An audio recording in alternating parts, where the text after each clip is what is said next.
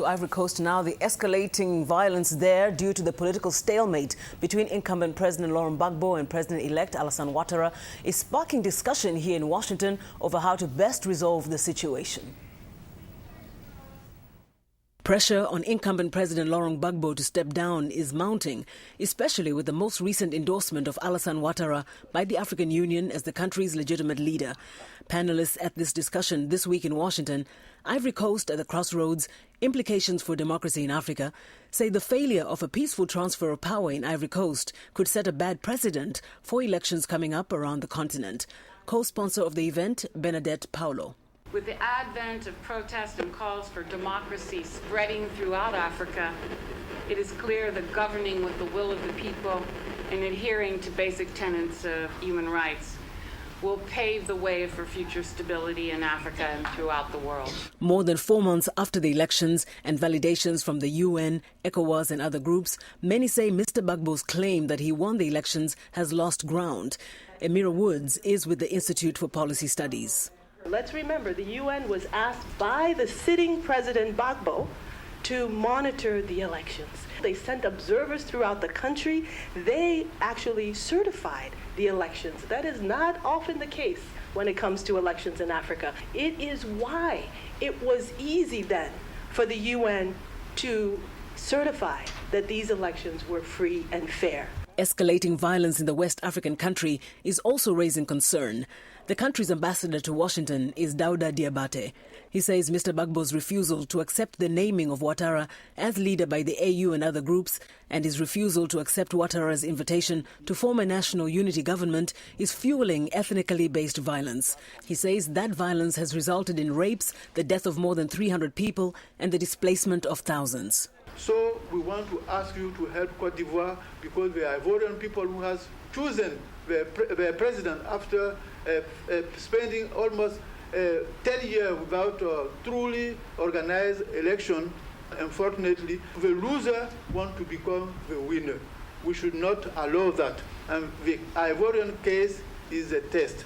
It is a model that should be taken care of by the international community, help the winner to become the winner.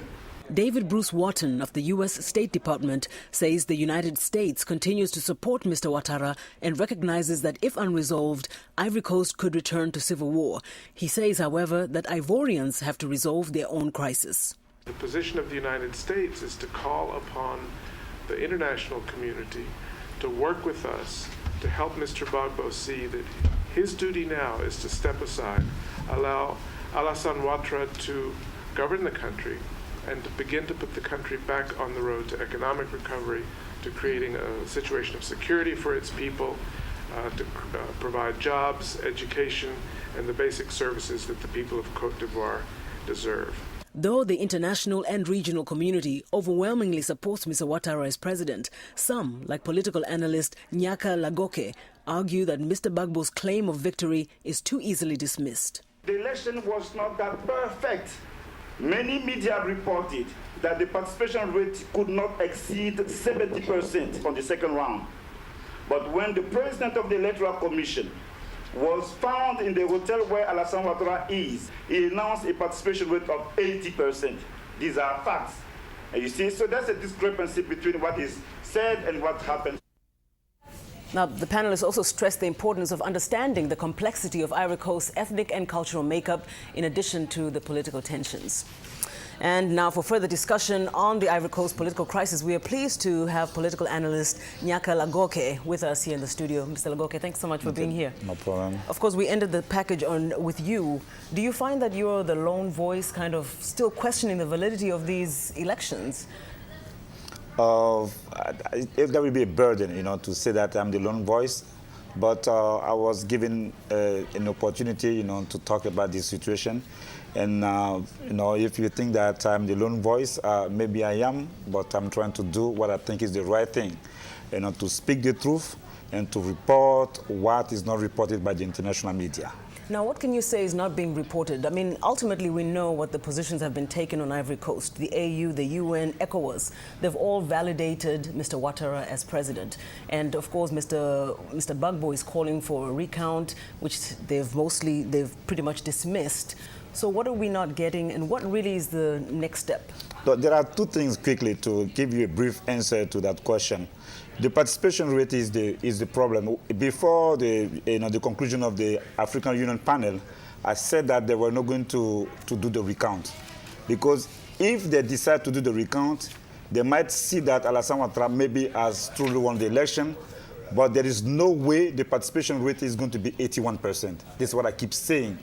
The France 24 and the United Nations report, the communique 937 issued on November 29.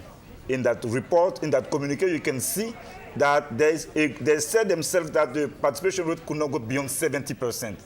They say that, and I have the communique. Mm-hmm. And now when they come and they say that the participation rate is 81%, similar to the one during the first round, which was 83%, that is not possible. But now, Mr. Lagoke, my question would be, what is to be done? At this point, Mr. Gbagbo is increasingly isolated. It seems as though there is really no platform for him to argue the point that you're raising. And meantime, the country is falling apart. There's this violence that is being reported that is, really threatening to take the country back to civil war.